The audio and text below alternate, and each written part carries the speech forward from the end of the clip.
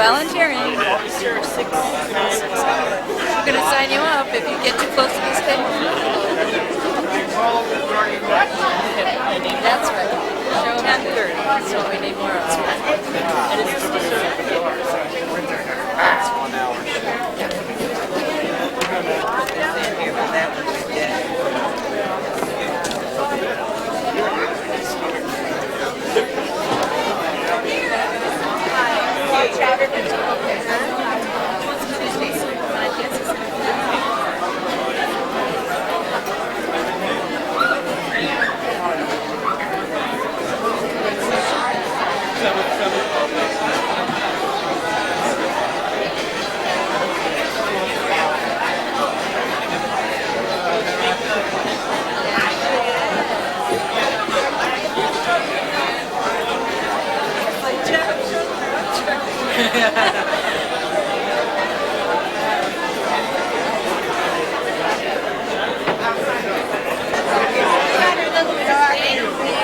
Okay. Let me get right here. What's your name? Suki. S-U-K-I. Thank you. That was wonderful today. I'm really glad that I was here.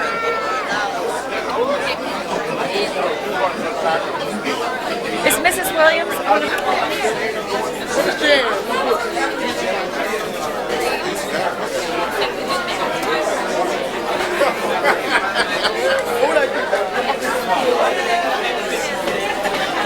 Oh, you put your plate down. In true glide style. You know, it's the extended family, so make yourself comfortable. Many of you have talked about how you want to support us, and you're supporting us by being here. Yes. So I just really want to thank you, and I'd like to, at this time, make some introductions. Everybody knows Reverend Cecil Williams, so it's not like I have to say who he is, but I do want to say who he is to me. Being an incest survivor, I don't trust many men. I just don't. Being an incest survivor and a battered woman, I don't believe many men. And Cecil is a man, he's my minister, but he's a person that I trust.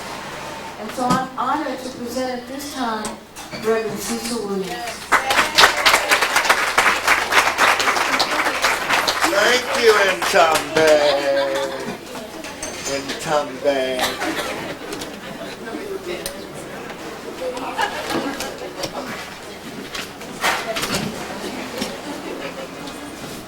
Thank you very much.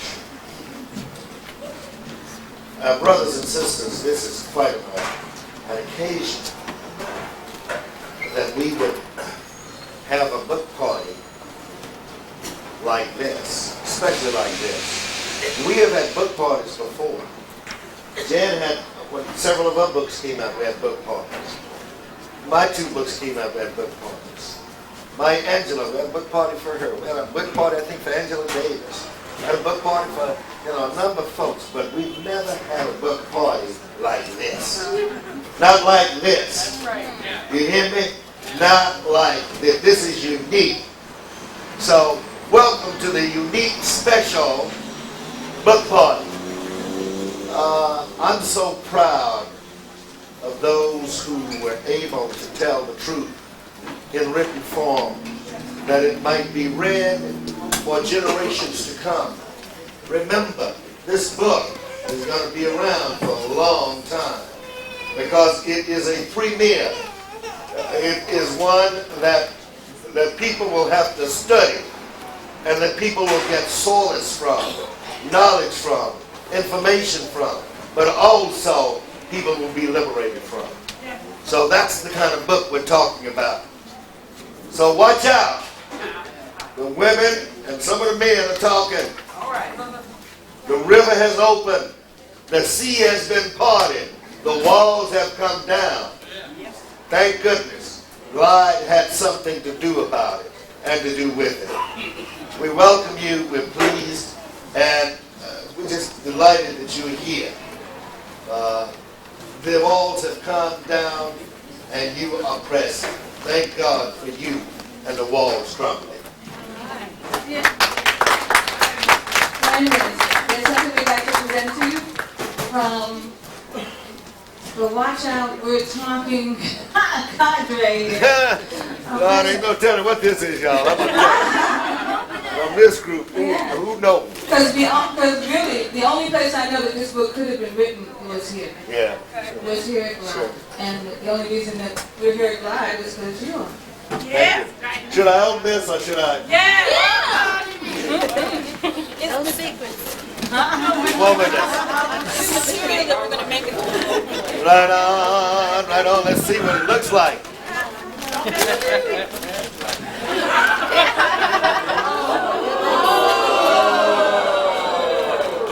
I will be in this in about 2 weeks in a robe. It will become a robe. Yes. Thank you. I love you. Thank you.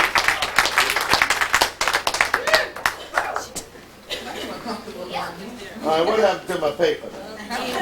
Somebody trying to steal my paper. Gene Jackson got it. I know, I'm teasing.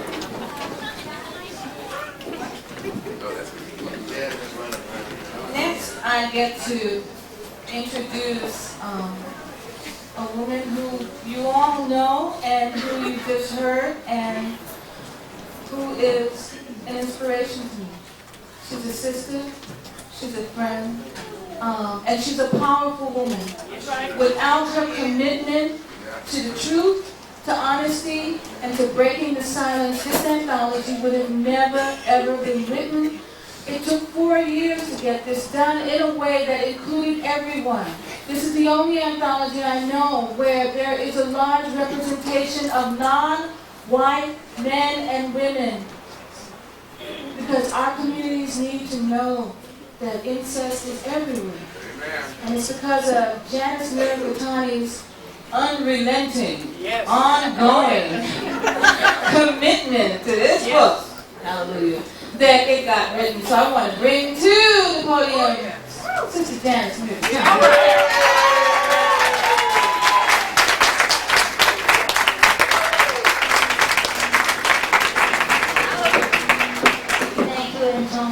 And I'm not going to say very much at all. I've said. I'm just so grateful to all of you. I truly, truly am so grateful to all of you. You're the ones who really, truly did provide me with my mirror. You're the ones who gave me the courage and the ability to speak out. And I also want to thank Cecil. I know we're all grateful to Cecil. And I've said my stuff about Cecil. But I got to tell you that you and the book are the real heroes and sheroes. And you should truly, truly celebrate yourselves. It is a major accomplishment. I think when Antonia says that talks about my perseverance, she's talking about my yelling and screaming. This book was not easy. It was not easy. And we still found mistakes in it. I can't believe it. We proofread the damn thing 4 times. But it is like having a baby.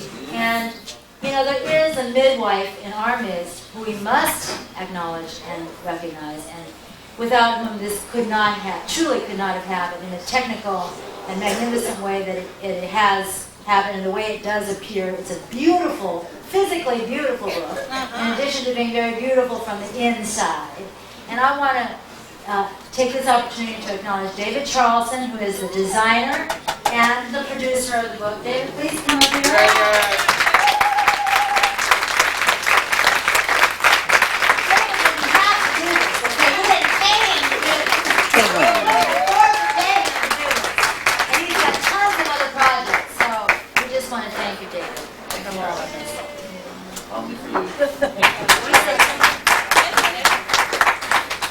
Well, any students work with Ken. All I'd like to say is that what I did for this book was very ordinary. It's what I do every day.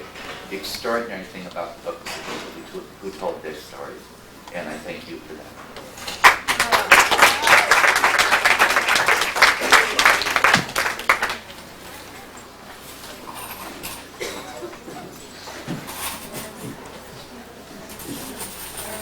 Before we turn it over to the first MC, who is Laura Jean, we have something for you, Janice, from Watch Out for John. Thank you.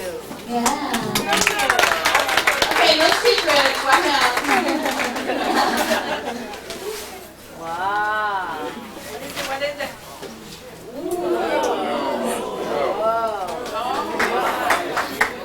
Now the writing has to meet up to this. Thank you. I want to encourage you to buy the book. Okay? The real deal is it is fabulous.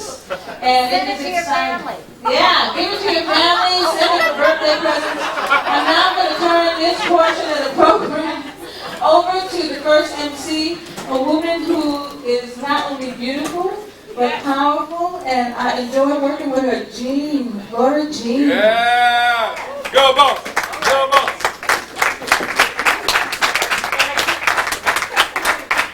Thank you all for coming. I'd like to first introduce our first readers, and they will be Edward Berg, Kara Austin, and Sabrina Taylor. Edward, would you like to come up to the stand, please?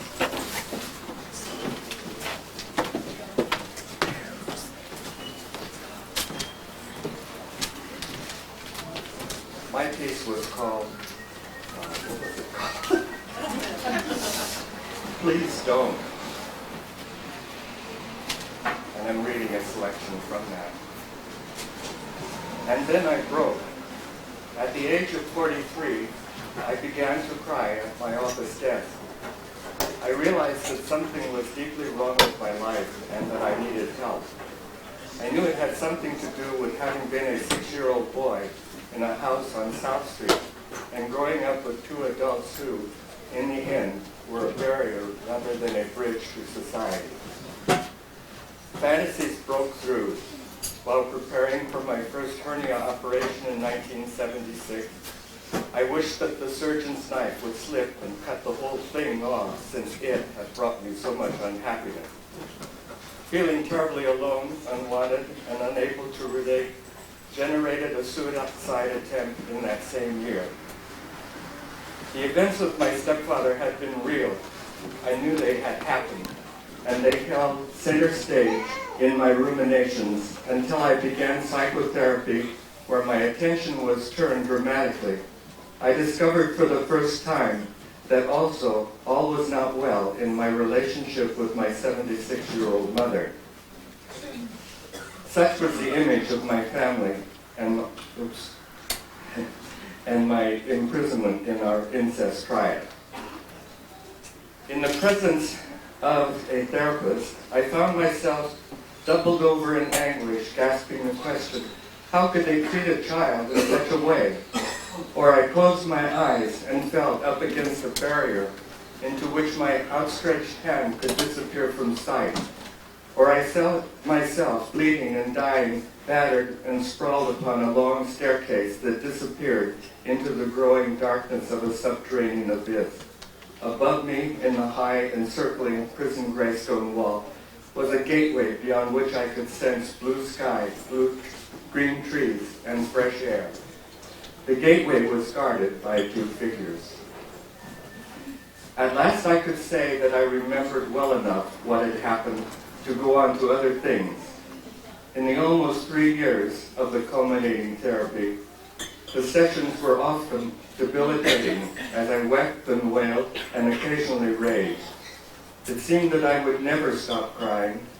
I cried over wounds of disrespect from childhood, from years of sexual confusion, from the disturbance of my natural development, for having been unable to establish a family of my own, for all the time and energy lost from my life that I might have expended on my career or developing my talents, for years of feeling isolated alone, Sometimes I cried, but that was 50 years ago, as I felt crushed by failure, regret, and sorrow. But finally the tears did stop, and my therapist and I went on to talk of other aspects of my life and the need for change. At our last session, his gift to me was a small piece of pink paper upon which he had written, "Be yourself, be courageous, begin." This I am trying to do every day. Thank you.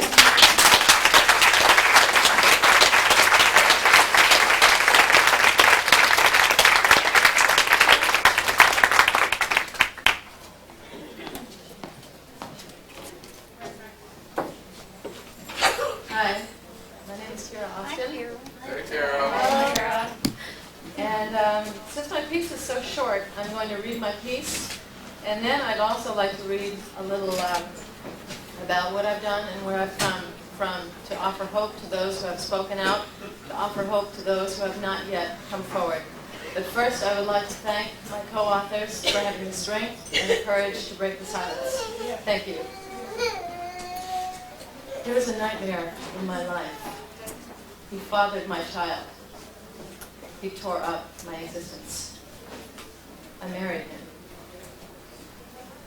In jail for most of my child's life, he came home when she was 2 years old. He became her nightmare, too.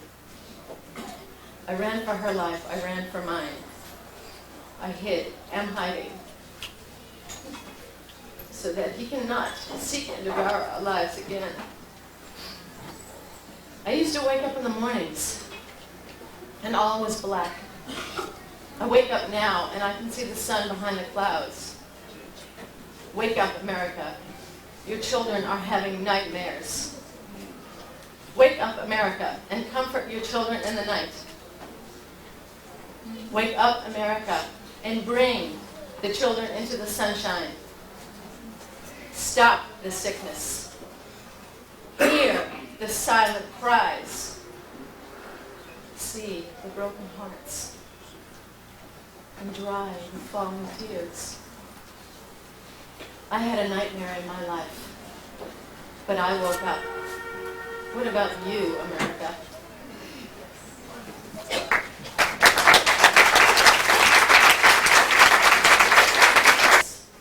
Well, they'll just have to listen. Yeah.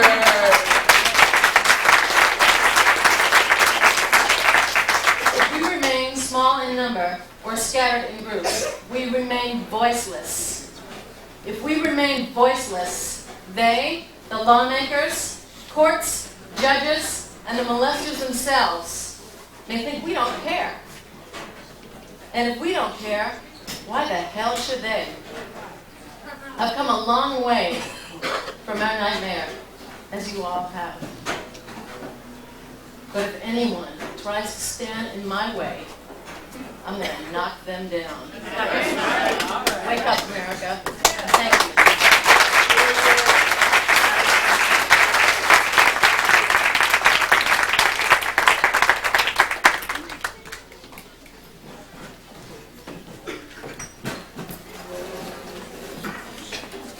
Sabrina Taylor.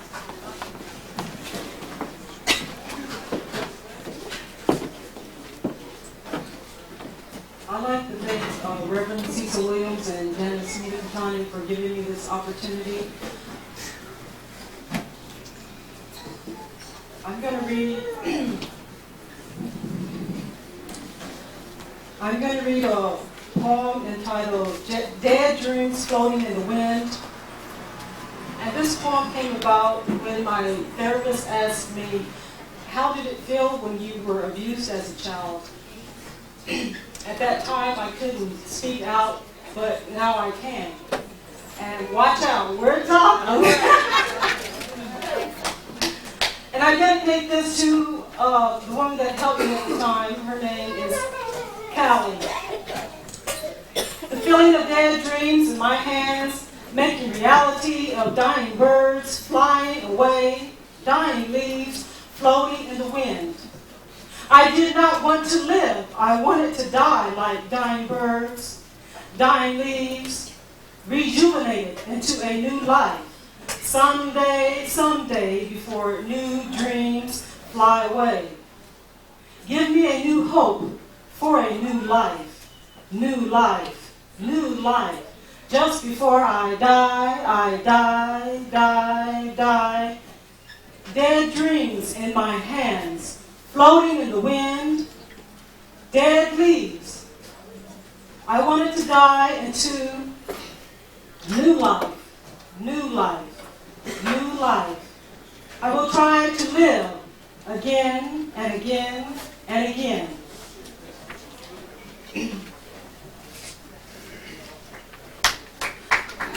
I'm going to read one more. It's called I'm Alive. And actually I want to do something that I have always wanted to do, but I just didn't have the heart to do it. And after hearing Jan speak at the Sunday service, kind of encouraged me to do that. She said, sing your own song. And so I'm taking it literally and I'm going to sing. All right.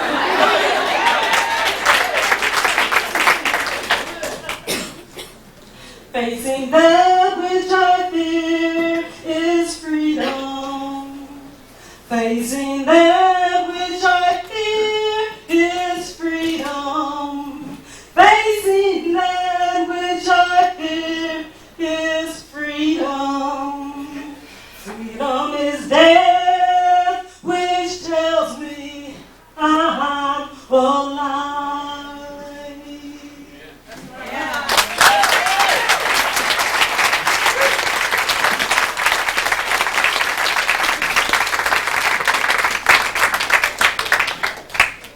And the next three courageous people who are going to be reading for us today are Abina Songbird, Lori Jean Robinson, and Mary Lucas. Abina?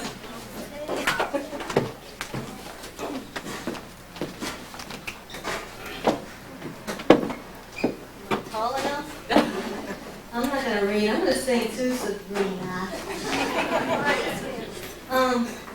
5 years is a long time, and a lot of us look different. We've been through some stuff. This is a powerful time. I rewrote the words to this, and I don't have the music, so we'll see. Okay.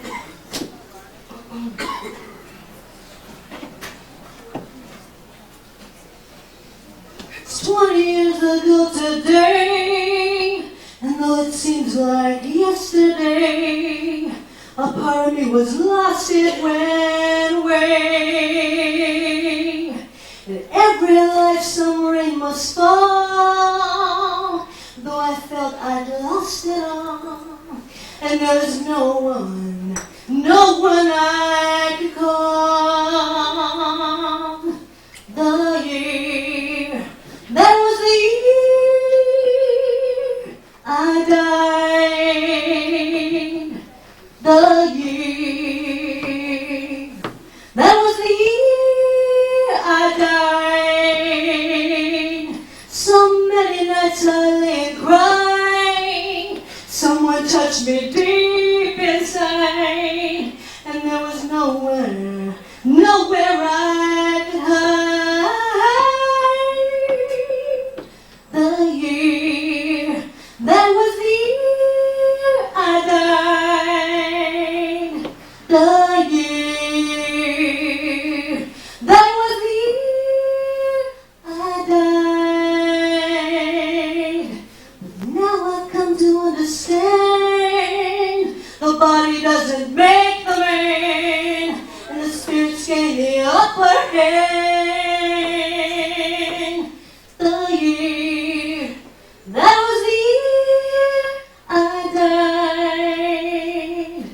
The year, that was the year I went inside. It was 20 years ago today, and though it seems like yesterday. I forgot the rest. Okay.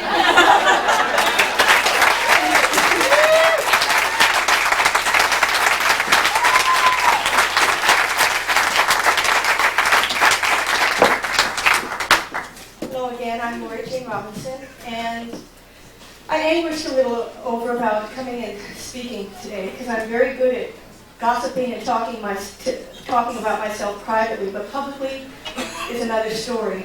I wanted, I'm ashamed to say, tell some Lorena Bobbitt jokes and say that there is life after inappropriate touching, just out of nerves, and because it's very difficult.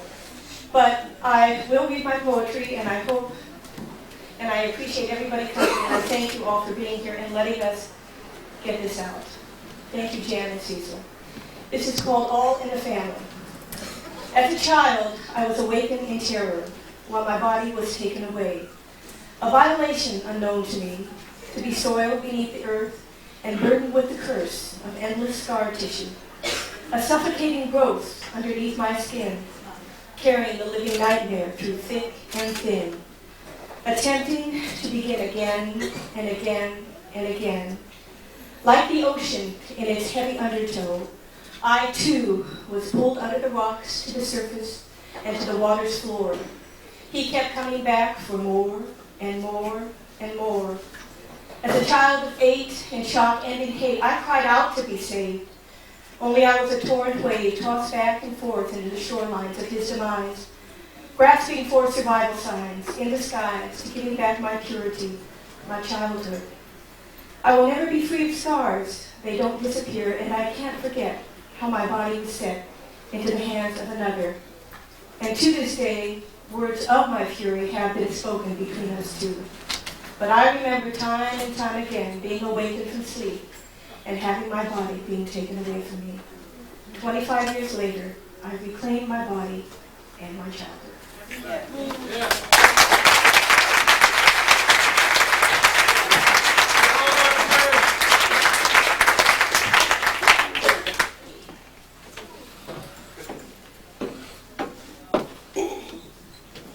I wasn't going to speak today, and then I decided I would.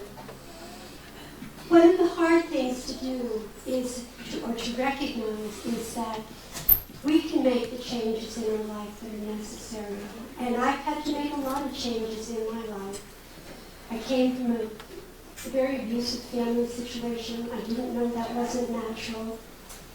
And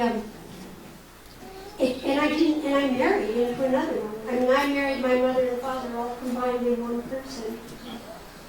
My mother was the major abuser in my life, and it's been very difficult for me to find information about living with a mother as an abuser. And, I finally found some. And it made it possible to move on in my life. And so I'm not going to tell you about the horror and the pain of growing up. I am going to tell you what my life is like now. And I don't have my reading glasses. A sheet of safety glass shatters into tiny pieces instead of breaking. There have been many times in life that, like that sheet of safety glass, I felt that I would shatter if touched in any way. It took 7 years of therapy before I could talk about the abuse and incest I suffered in my childhood. My mother died long ago, and I never got a chance to confront her about the abuse. I didn't even know what I went through as a child was abused. My father was an absentee parent in many ways because of his alcoholism. My mother was addicted to prescription drugs and was seriously depressed. She should have been hospitalized, but doctors decided that she should, quote, stay home to raise those children.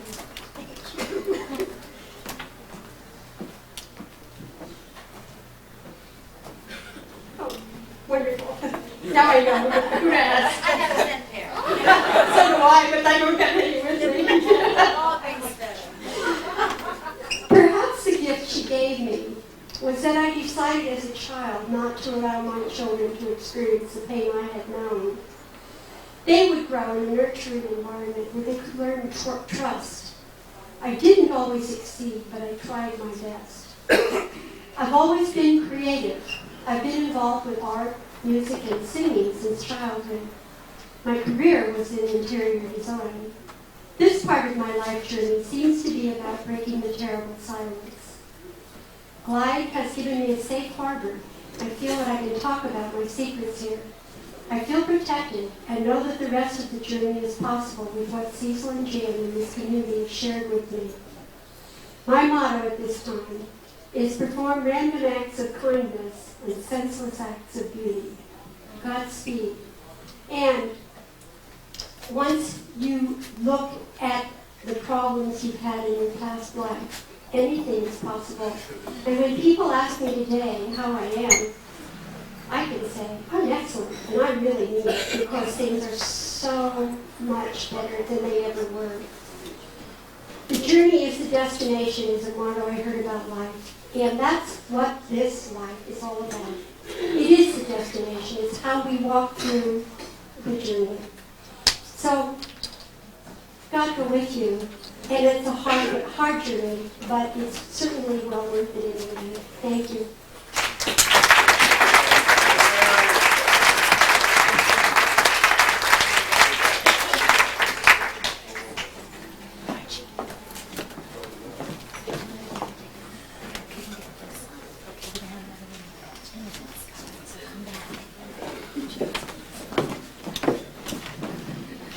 If everybody were going to have about a 10-minute break, get your book signed, sit back down, please don't leave us, have some more food, eat and don't run, and we'll see you in about 10 more minutes with some more poetry reading. Authors will be sitting right over here. Yes, authors who are present, would you please come sit over here at the table with the gold tablecloth, and if you're willing to sign your book. Thank you.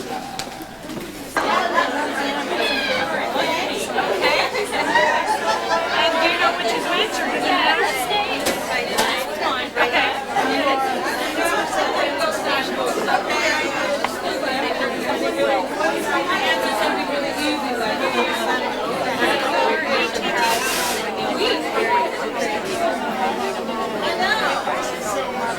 Like you need more book space, more table space.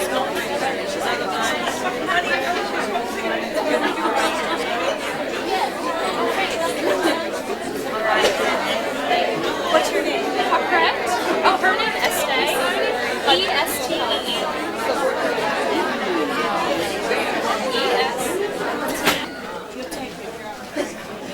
Excuse me? We can't hear you.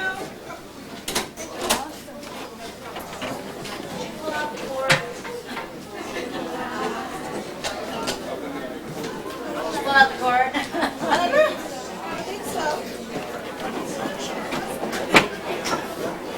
Total accident.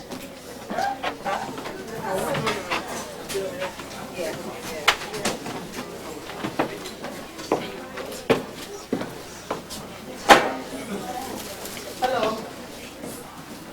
Can you hear me? Yeah. Yeah. It's an honor and a privilege to stand before you and let you listen to the words of some of the other people that are in the book. Some of us you see quite a bit when you're around here. And today is one of the first times that most of us have really gotten together as a group. And I would just like to say to each and every one of you in here, thank you for your love and your support. And thank you for being there for all of us when we need it.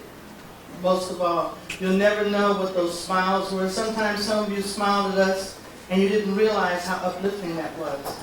Sometimes you gave us a hug when Cecil said, turn around and embrace your brothers and sisters. Yes. And you didn't know what a lot of us were going through. Yes.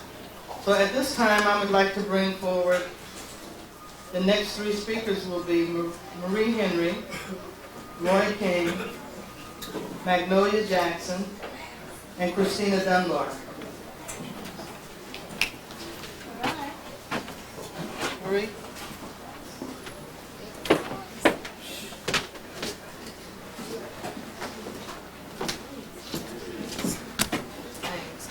I feel like I came into this book through the back door. I am a poet, and in 1990 I went to National Poetry Week and heard Janice Miracatoni read with Maya Angelou and Maya's son Guy Johnson. I had heard them read several years before that, And I knew Maya's work and loved her dearly and loved her work. And I think that was the first time I heard Janice. And I was totally astounded as a poet. And her work was so powerful and her voice was so strong. And that was probably back in '88, I think. And then 2 years later when I heard them, Janice was reading her work about incest. And this was in poetry circles. This was something I'd never heard done before. And she was breaking new ground again. And I was just overwhelmed by the power of her voice once again. And the great courage that she showed in voicing her experiences and doing it in such a beautiful poetic way also. From that pain deep inside, bringing it up into song. So I wrote a poem to her in tribute to her courage for speaking out. And I sent it to her and she asked me if I would like it included in the book, and I felt very honored. I am not myself a victim of incest, although I've come from a family of alcoholism, and so I had done quite a bit of recovery work. But my poem is a tribute to all of you who are in this book and to all of the women and men who have survived incest and risen so strongly and with such great courage. My poem is called More of This Breaking, These Silences. Take this cloth, the earth humming in its weave, the Mixtec Indian woman weaving rivers on a loom stretched from her belly to a tree. Take this child of the river who was split open like a fish, gutted of her innocence and trust. Take this scream and keep it alive as long as the children of the moon be broken, as long as their secrets lie hidden on the hump of tongues. Take this and this and this until there are no more silences in the wind.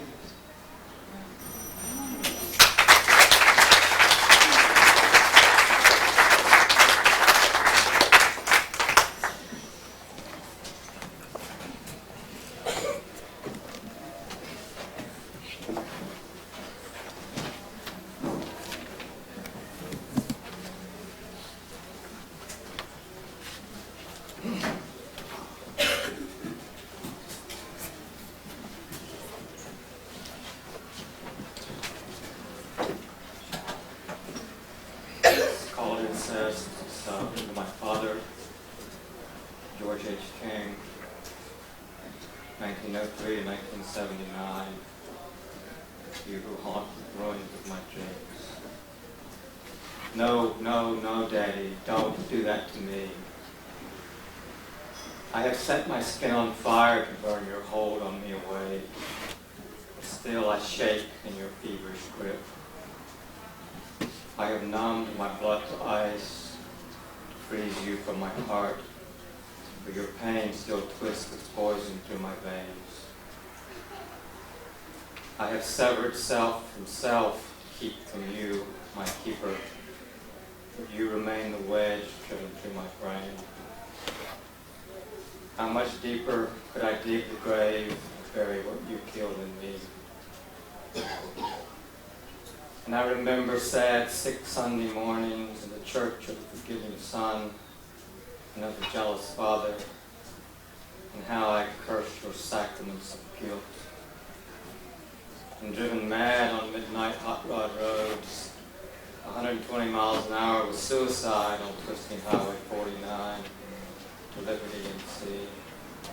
Did I survive or only fail to die?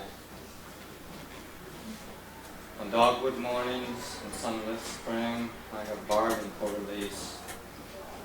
But always in the winter night, I contain your unity of trust and sex and killing rage. I became the silent prison of my rage, and the burning walls that held it in. I remember, mixed with front yard baseball games, fishing trips in your old car, the smiling dogs, the rabbit hunts, the shotgun smells, my razor dreams of blood, your blood, rain in a field of broken grain. Your bridge of lies is broken over this roaring gorge of rage. And I have left your bondaged world, 1,000 shadow miles behind. And still I tread your wretched need, and my lovers who I always leave, always leave.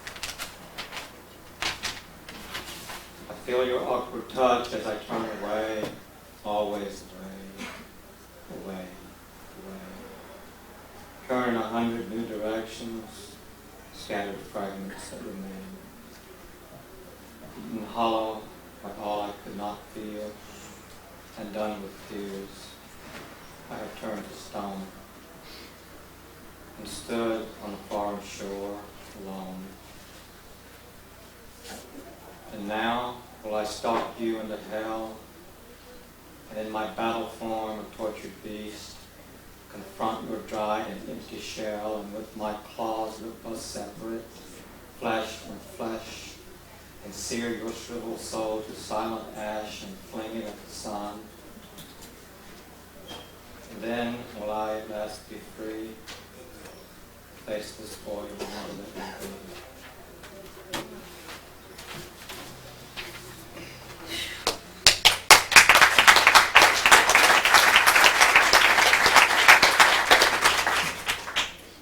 Broken world. The world invades and he must hide, must die again, come as a ghost, lost in a shadow world of shame. I seek and she must lie again, fly far, far within, crying no to them all, forever no. In the house of ravaged souls, the child is sacrificed in pain. Tears turn with winter rain to ice, and then to stone. In the darkness, within the darkness, time seeps slowly into time. Memory wails as a wind from a foreign tomb. Echoes shake the silence from within. Cracks appear, scars tear. Black blood oozes from the walls. Frozen streams find breath. Waters flow, the mountain moves. A stone heart breaks open like a flower. A sunlight strikes a hidden vein of gold. And who comes forth unshielded in this naked light, broken and yet whole? Who dares bring wholeness to this broken world? Thank you.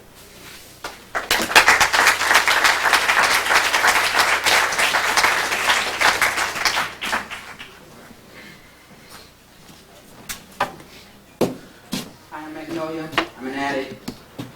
I'm an incest survivor. I would like to read 2 poems. First, Yesterday's Pain. Yesterday, in the shadows of darkness, I couldn't feel me being abused. Now returning to light after 17 years, today I realize I'm immature and confused. I am frightened about life itself and everyone, though I have learned to trust only God and me. But one hand hangs by a string tied to a cliff, the other hand is fighting to be free. Life seems to me but pain and fright. Friendship and enemies are to me a fantasy. However, deep inside I wait to be loved by strangers I call my family. I've been restricted from a chance in society, loved, having my dignity, and much happiness. But I still hang in there, yet with loneliness, trying to deal with a life that never made sense.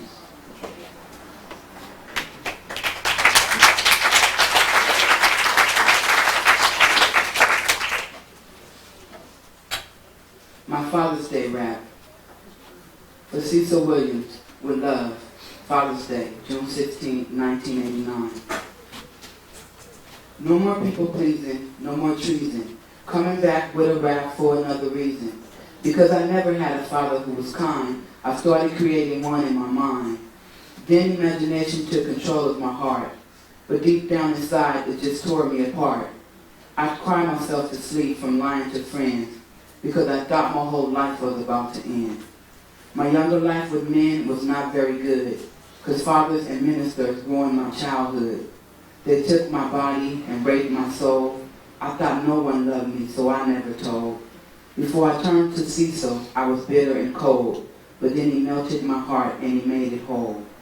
Cecil, over the few months I've known you, you've taught me to be honest and tell the truth. You've taught me to love and to never hate. You've taught me to respect and appreciate. I didn't think I could make it. I was a joke. But when you came into my life, I learned there was hope. I never knew why I went to you always. I guess because you lightened up my days. That it helped me to overcome my fears that had lived with me in my childhood years. You've taught me that brighter days can be found as I played and I prayed on solid ground. You've taught me that friendship is only shared when I realize that people do care. For loving and caring for me each day, these are words from my heart I would like to say. And what I'm about to say is the truth. You are my best friend and I love you. To all dads, a happy Father's Day. And to Cecil, my dad, I love you in a special way.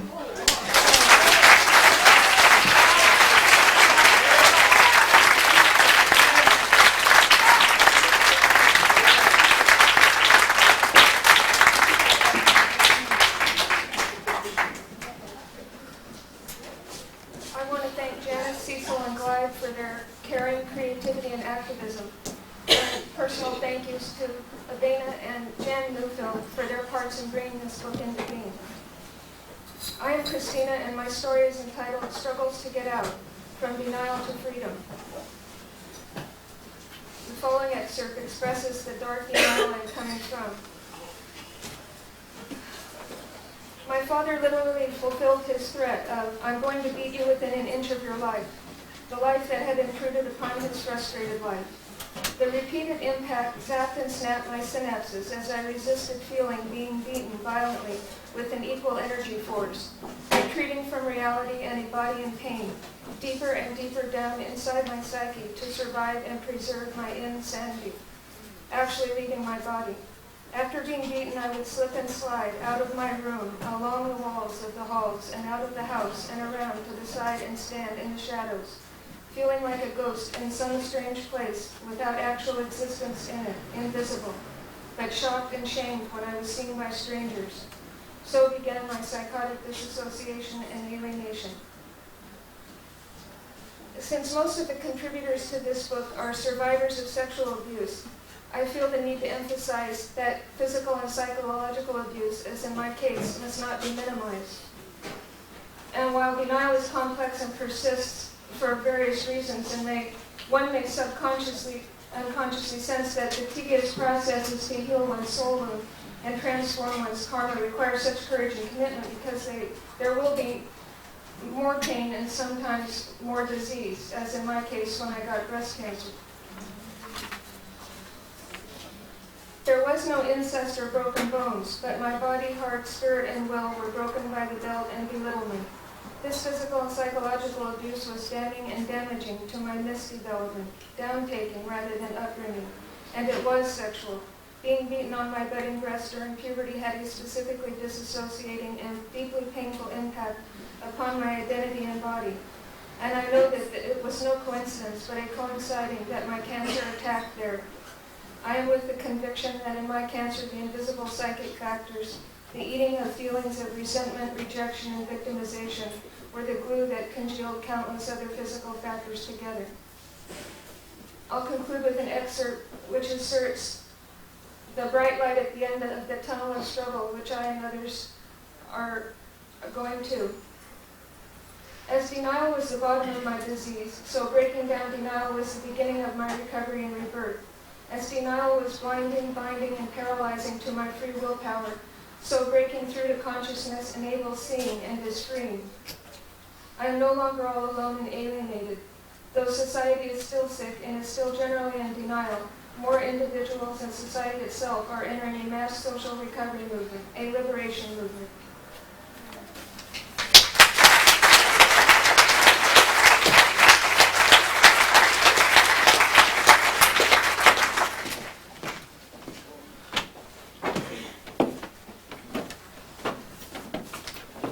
Now it gives me a great privilege to introduce somebody who is very special to me. Joyce Hayes is going to take over the next portion of this proceeding.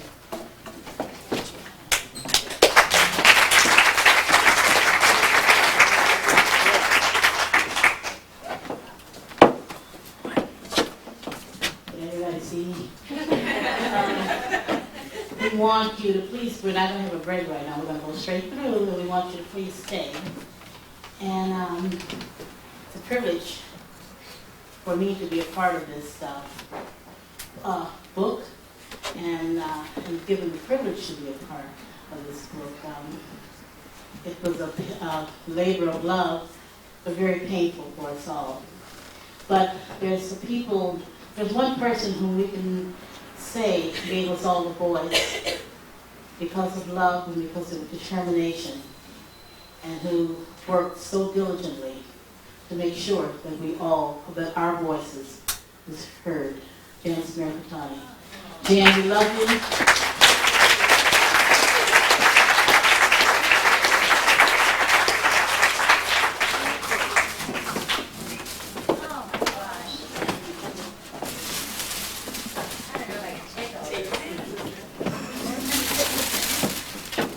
We love you, and you have to realize that we're changed now. We ain't gonna never be the same again. It's all your fault.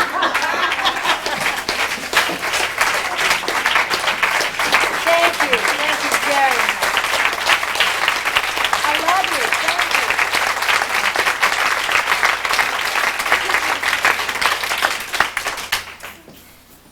Thank you. Okay, I'd like to start this segment, and I'd like to introduce 3 people who will be reading from the book, 3 authors. Becky Evans, Sunday Southworth, and could you help me? Could you Yes, I left my glasses. I was trying to, anybody, anytime I tell people, anytime I tell people I'm 25, this never helps. They know over 40. Oh, there it is. Gwendolyn Curry. Okay, can you please, Becky Evans, please. This is the last segment. This is the last segment.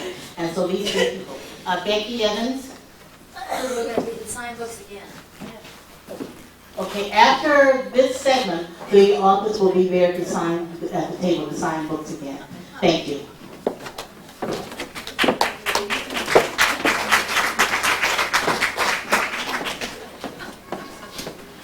Hi, I came to speak here at the very last minute. I was really nervous about doing it, but for me it's part of speaking out.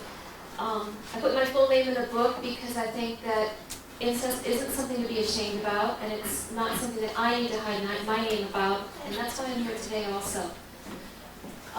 It's been a real honor to me to be able, an integral part of my healing, to be able to contribute to the book. I think incest and violence for me really shrouded me in shame and secrecy. And being able to speak out and write publicly about it really helped me to break free of some of, say, like the chains that the perpetrators had around me, chains of silence. Many members of my family believe that I have false memory syndrome. I don't. Seeing my words in print has really validated for me that this did happen and that other people believe me and take me seriously and want to hear what I have to say. And I really want to thank all of you who are here, helping us to celebrate this book and helping us to celebrate our recovery. And special thanks, of course, to all the folks who made this book happen. I want to thank my husband, who has been a wonderful support to me in my healing, and has been the man who broke through my fear of men. I want to thank my friends and certain special family members who have been courageous enough to believe me and support me through my healing. I wanted to read a few things, two of which aren't in the book. I'm really in a different place now than I was when I contributed to the book. I was really in the beginning of my healing at that point, and so I wanted to read a couple of things I've written more recently. And I realized as I was deciding what to read that these few things talk about sisterhood and women. I just want to acknowledge that lots of men are abused too. And these aren't any way meant to exclude you. First one is entitled Sisterhood. My tattered and torn heart has led me to this room filled with fellow survivors of incest and battering. I'm filled with a sense of love and kinship as I look at the strong women in this healing circle. Together, we sit in compassion and caring, healing our wounded bodies and souls. The light of compassion and empathy encircles our sisterhood. It lifts us up to a level where we are no longer alone. Where the tears which spring to our eyes as we remember turn to glistening diamonds, which light our way on the healing path. Our circle of hands gives us the courage to carry on our healing. From hand to hand, a newfound strength spreads like a current of electrifying force. Together, we become whole. We are survivors and courageous women whose hopes and dreams are being reborn. We march forth into the world, protected by our shared understanding and empowered by our mutual strength. We reclaim our lives and bright, rightful destinies. The next thing I want to read is called Metamorphosis. And this was actually in the book. Metamorphosis. With its cocoon-like wrappings, my frozen soul lay stunted but partially protected from the storms of family violence and incest. Today, the warm glow of recovery has melted the encasements and freed my soul. A rainbow of new emotions embraces me. I take wing and soar with the butterflies towards the sun.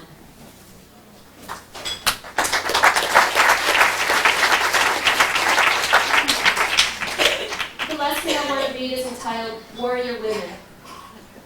Our voices have been silenced too long. We, the survivors of incest and battering, raise up our voices, millions strong. Courageous and brave, empowered by our visions, we sing the song of valiant women. Our voices no longer muted by shame and humiliation. Hear our song ring clear and loud, indomitable sisters, fighting for a land where we can walk safe and proud. Beautiful Amazon women are we, as we march towards our new world, where at last we are free.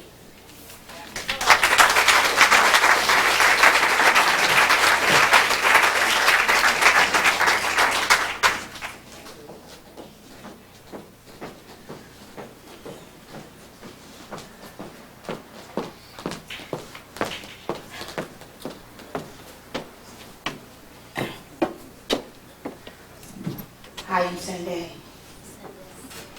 In the book here, I must tell 45 years of my life, I didn't know what I'm telling about, what I need to tell. When my uncle raped me, 2 fathers raped me, 1 stepfather, 1 real father, giving birth to a 31-year-old son. You know, I didn't know what recovery was until I met Jan Mercatani and Cecil Williams. I didn't know what life was about until I came to Glide. You know, my godfather, he talks about embracing the person that raped me. And all I could think was that time, what does he mean by embrace this man? I have a 31-year-old son by this man. How do you look at your son and say, who's the father? Your grandfather. I don't embrace just incest today. I embrace HIV today. I embrace a lot of pain around being raped, from the age of 12 all the way up till I was about 16, 17. I can remember this man coming in this room every night. And for a while, I got to think it was okay. I better not tell. My mother was a prostitute. Who was I supposed to tell? One day I went to my godmother Jan and I said to her, I said, how do I tell my mother about this? And I remember your words, Mom. You said, how could you tell her anything? She was a victim. See, she was being used too. She was surviving too. I've been at Glide since 1965.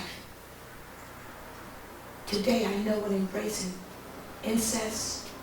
I know how to embrace this HIV.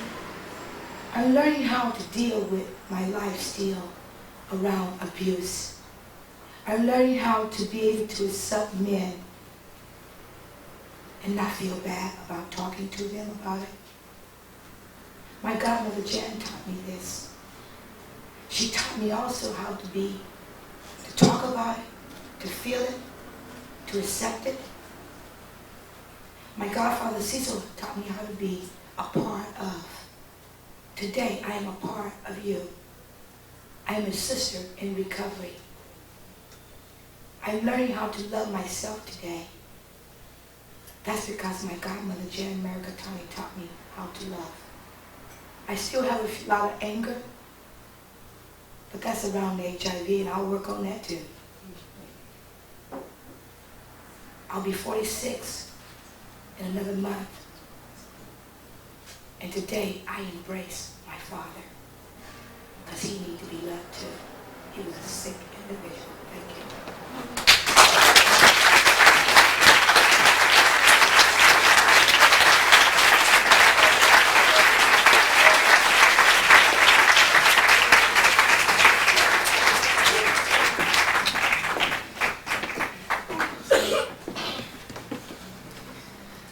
Thank you all for hanging in there. I know it's not easy to listen to this for 2 hours.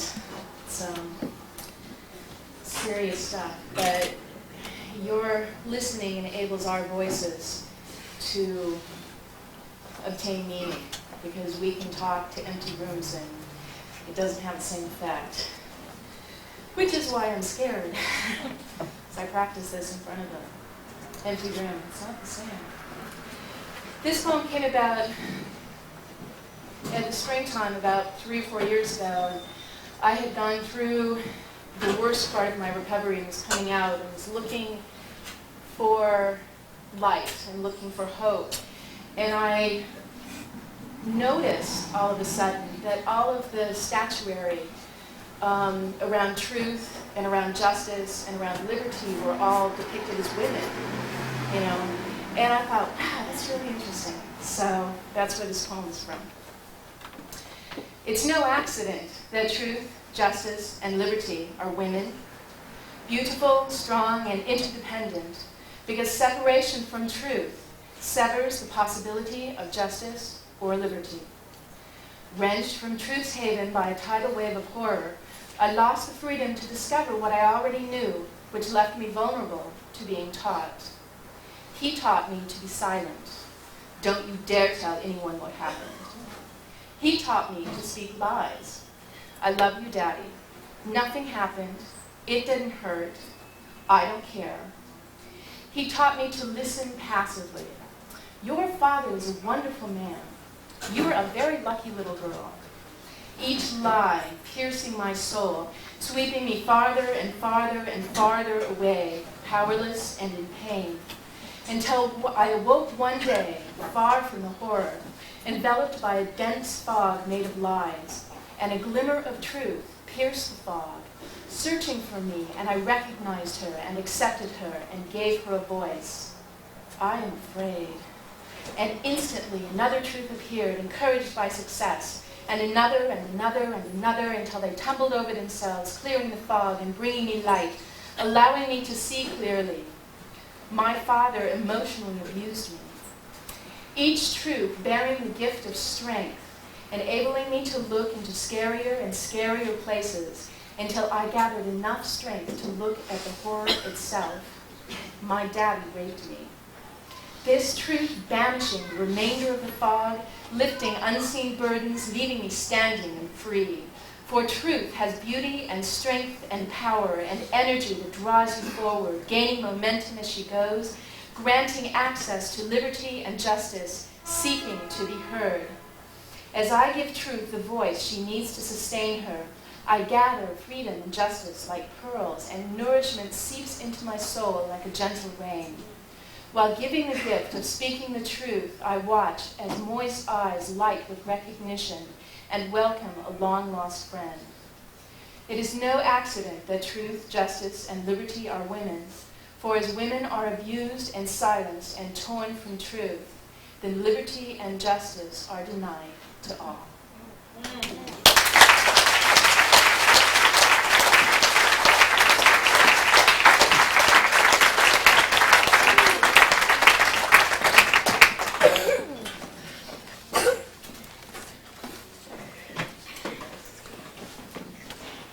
I want to let you know that we're concluding our program.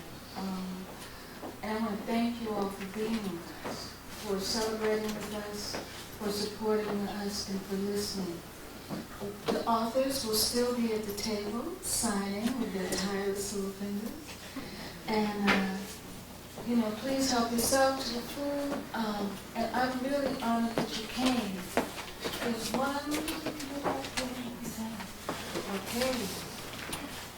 I want to thank the editorial committee, Elaine O'Rourke, Jane Fox, Abina C., Alice, and Mary, and Jan Newfield, and David Charleston, and Judy, for contributions of time, love, money, energy, also for your continued support, and for just being who you are, I know all these people are involved and fabulous. I want to thank everybody who had anything to do with this book. I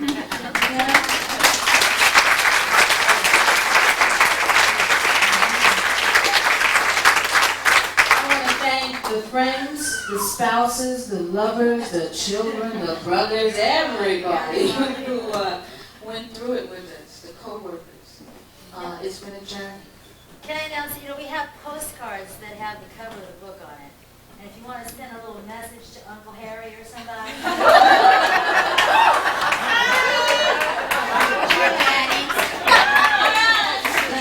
Get 10 postcards for $1, or you can take one home with you for free. Yeah, you can manage that now.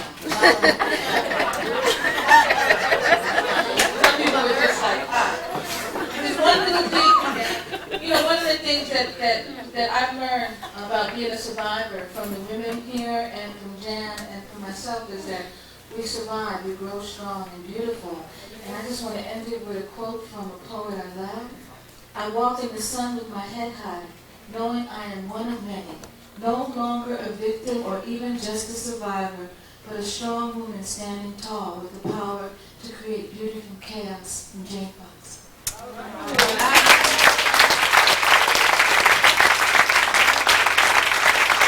Thank you for showing up. Thank you.